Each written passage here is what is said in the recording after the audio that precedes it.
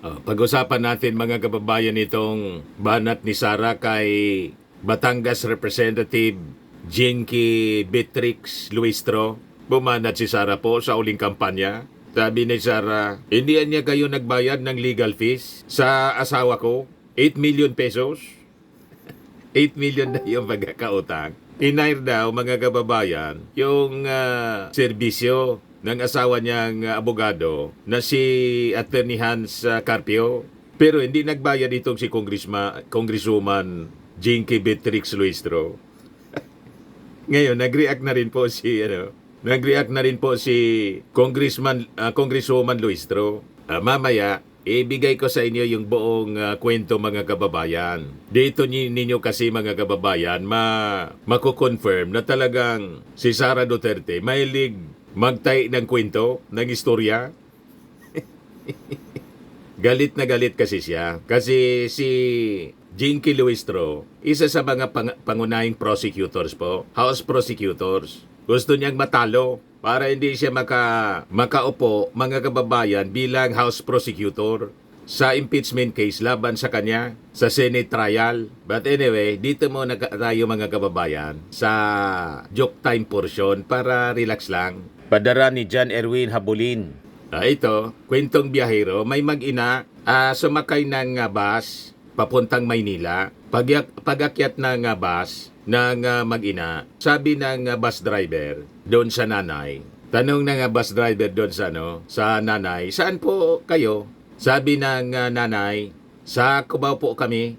Sabi ng driver, sige, tuloy po kayo doon sa hulihan ng bus. Kasi napakapangit ng dala ninyong baby. So dumiritso na lang mga kababayan doon sa hulihang parte ng bus, hulihang hupuan, yung mag-ina. Pero siyempre nasaktan yung nanay. Kwento niya doon sa katabing pasahero. Napakabastos naman niya nitong driver. Ininsultuan niya kaming mag-ina. Sinabihan ba naman ako na dito ako umupo sa likuran kasi napakapangit yung anak ko. Sabi ng katabing pasahero, puntahan mo, sabihan mo yung driver na yan na napakasama ng ugali niya. Tumayo yung ina para puntahan yung driver. Sabi ng katabing pasahero, teka, akin na muna yung karga mong unggoy.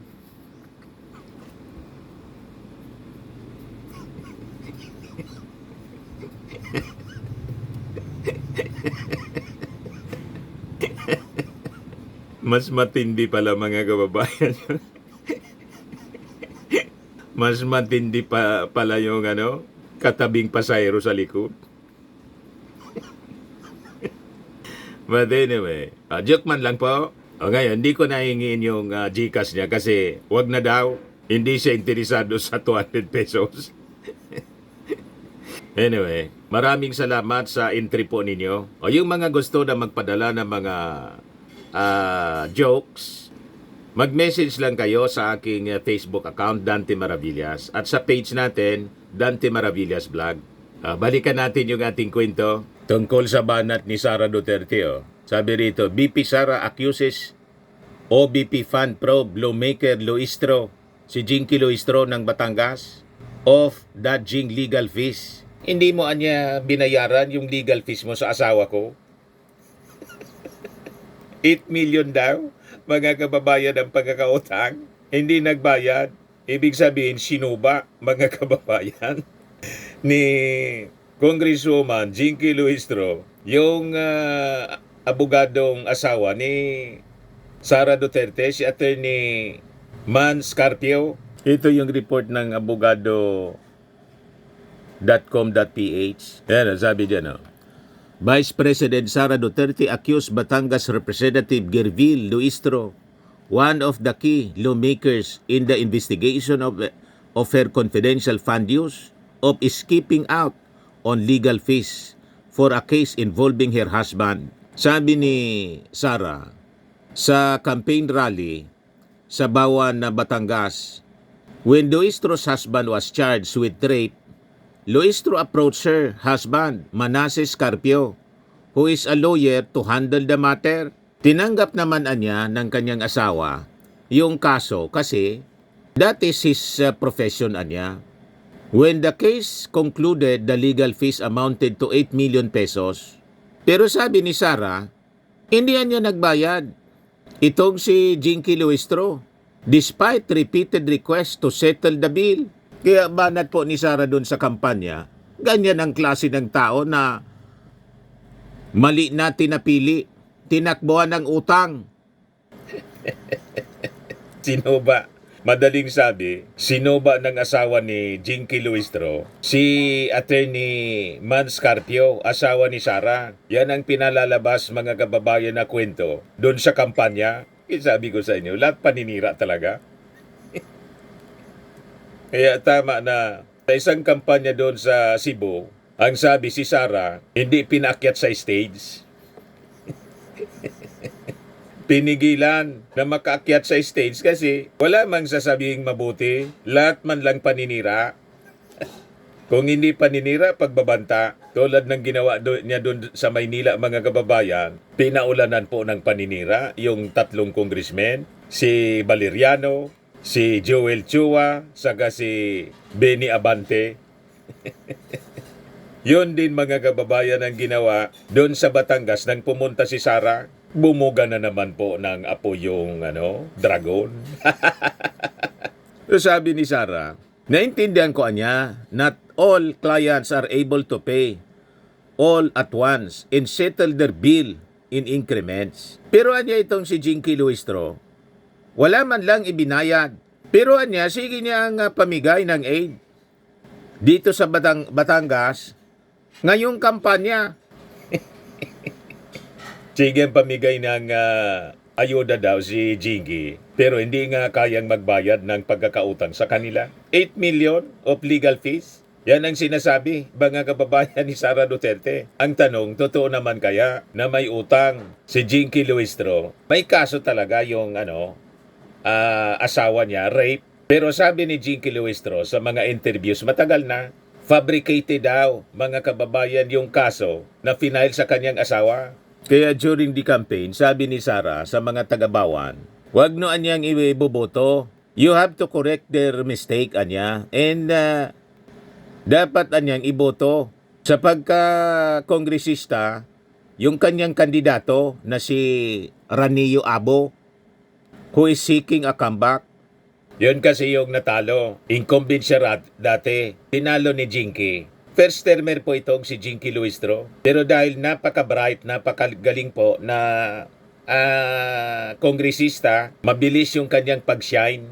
Lalo na mga kababayan sa mga sinasagawang hearing. Napakatalino ni Jinky. Yung sa Quadcom, isa siya sa pinakang magaling nating mga members ng Congress. At si Jinky po is a good material for a senator in the coming elections. Sa mga susunod na eleksyon po, ang mga kalibre ni Jinky po ang dapat na nasa posisyon. Ngayon pa lang po, dinudurog na ni Sara Duterte. Insecure masyado. At galit siya kasi isa ito sa mga prosecutors na tatayo po sa impeachment trial sa Senado. At ito din si Jinky Luistro, mga kababayan, yung nagpaamin kay Digong sa kill AJK investigation ng Congress. Kaya laking galit ni Sara Duterte kay Jinky Luistro eh. Sabi dito kasi, Luistro, a lawyer, was one of the lawmakers who actively participated in the House Representatives' scrutiny of alleged irregularities in the confidential funds, fund use of the Office of the Vice President in the Department of Education during Duterte's tenure. Si Jinky po ang kumorner kay Zuleika Lopez. At yung iba pang mga staff ni Sara Duterte. Kaya sari-sari mga chichirya po yung lumitaw na mga beneficiaries ng confidential funds ni Sara sa DepEd at the Office of the Vice President. Ngayon, rumisbak si Sara. Ito na niya yung pagkakataon para durugin ko ito dito sa distrito niya mismo. Sinadya mismo doon sa distrito. Tulad ng pagsadya mga kababayan ni Sara doon sa distrito ni Joel Chua, Valeriano at ni Benny Abante. Pero rumisbak din yung anak ni Benny Abante. Wala ka man lang anyang contribution dito. Wala ka man lang naitulong dito. Kung manginsulto ka niya, matindihan niya kung manginsulto, wala ka mang na-contribute man lang dito sa aming distrito, sabi ni Attorney Princess Abante, anak ni Congressman Abante.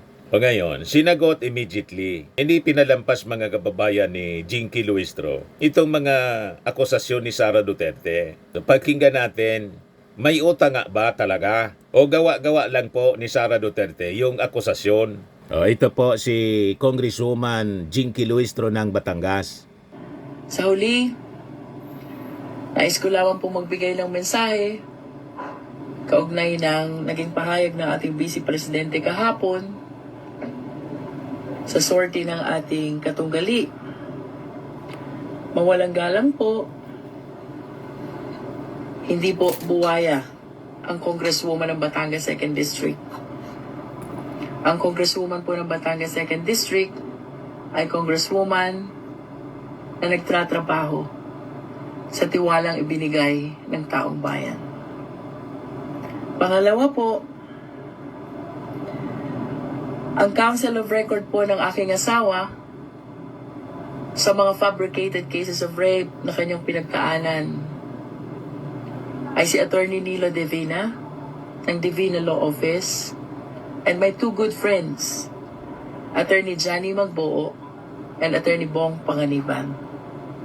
Pangatlo, kung ako man po'y may pagkakautang, ako po'y nakikisuyo, sana po ako'y mapadalhan ng pleading or entry of appearance o kahit na po anong papel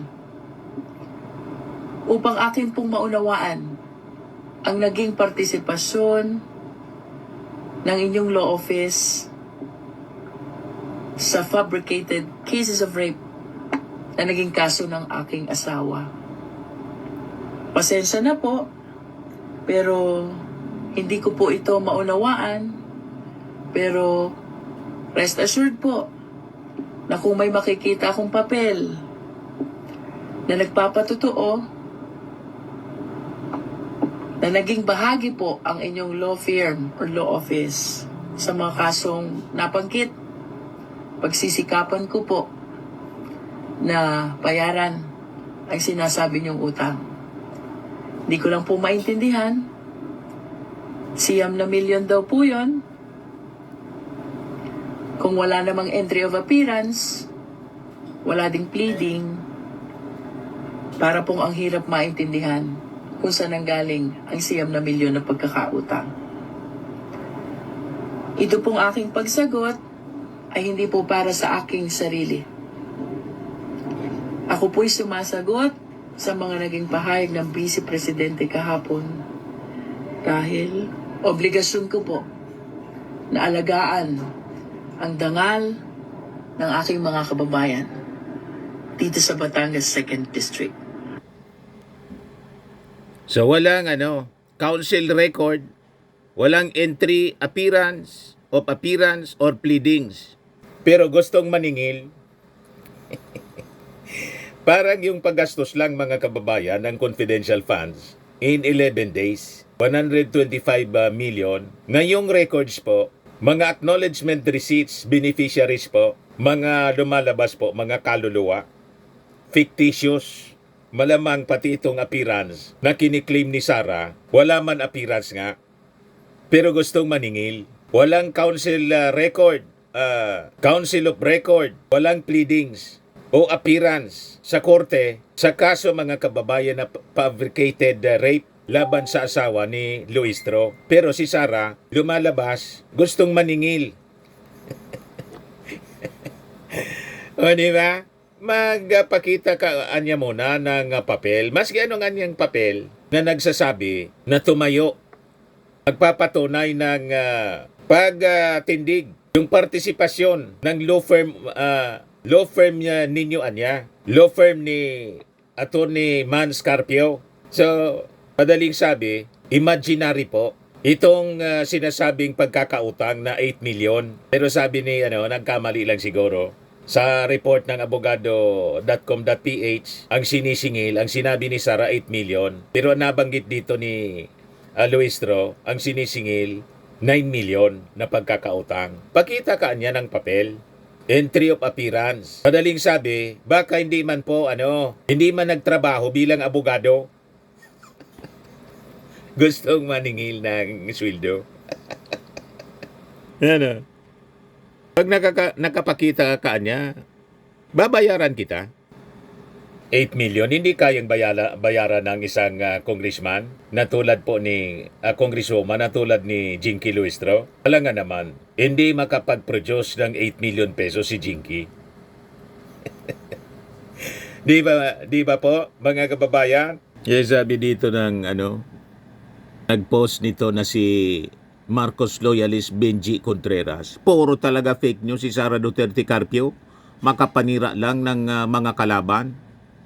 Sabi ni Congresswoman Luistro, magpakita siya ng ebidensya tulad ng Council of Record, entry of appearance of pleadings sa fabricated rape case ng asawa niya. Kung sakali makapagpakita siya ng ebidensya, babayaran niya yung sinasabing 9 million o 8 million pesos. Sabi ng isa pa, galing talaga mag-akusan ni Inday Sara sa... Madaling sabi, lumalabas, fabricated lahat yung mga sinasabi ni Sara. Gawa-gawa niya para siraan yung mga congressmen, mga kababayan na naging parte sa investigasyon laban sa kanya sa maling paggamit ng pondo ng gobyerno, especially yung confidential funds, 612 million na confidential funds na naging dahilan ng kanyang pagka-impeach sa Kongreso. At itong ating programa mga kababayan, atid sa inyo nitong ating mga sponsors. Fairmax Firming and Lifting Cream. Pinapay po sa mga pulses in affected area. Mainam po ito sa mga pains at paninigas ng mga kaso-kasuan. Ito sa mukha naman yung application, anti-aging, Automax po siya. Ito ay Glow Zero mga kababayan. Whitening po siya. Made in South Korea.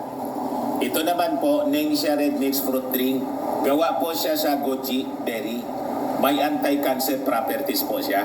At sa mga naghanap po ng malinis and spacious fitness gym, pumunta lang po kayo sa aming Colossal Fitness Gym. May Grab ka rental din po kami. At bills payment po sa aming office. At saka sa mga mahilig po sa mga imported bags, manood po kayo sa live selling ni Madam Eileen Rosales sa kanyang Eileen Closet po.